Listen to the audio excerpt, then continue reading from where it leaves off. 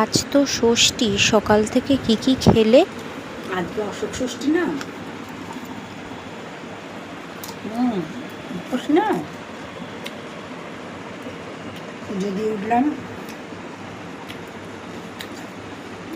একটু অশোক ফুল কলা দিয়ে খেলাম, মুগ দিয়ে ফুল দিয়ে আর কলা দিয়ে খেলাম, তারপরে একটু লিকার চা। ও, তাহলে আজকে ভাত খেতে নেই? না, ভাত খাবো কি, আজকে ষষ্ঠী না।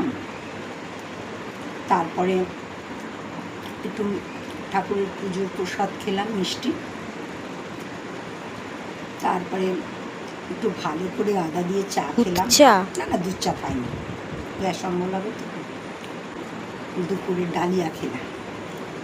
এই ডালিয়া খাওয়ার পর একটু ফল খাচ্ছি, পেয়ারা, শশা, বিট লবণ দিয়ে খাচ্ছি।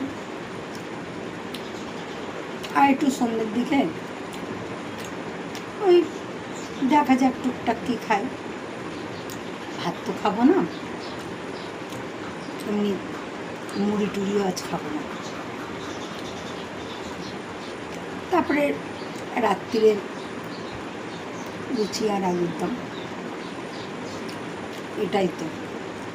আজকে উপোস না, না ভাত খাবো না, আজ উপোস না, আজকে অশোক ষষ্ঠী তো, উপোস না এটা।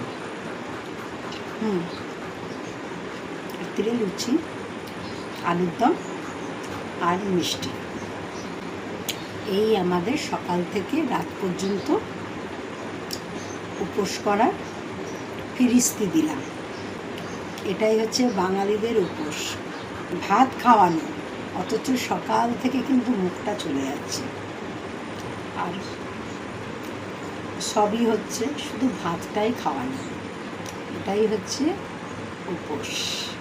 ঠিক আছে, তোমরাও কি এরকম আমার মতন করেছো? নিশ্চয়ই করেছো। Thank you. কেমন লাগলো ভিডিওটা বলো।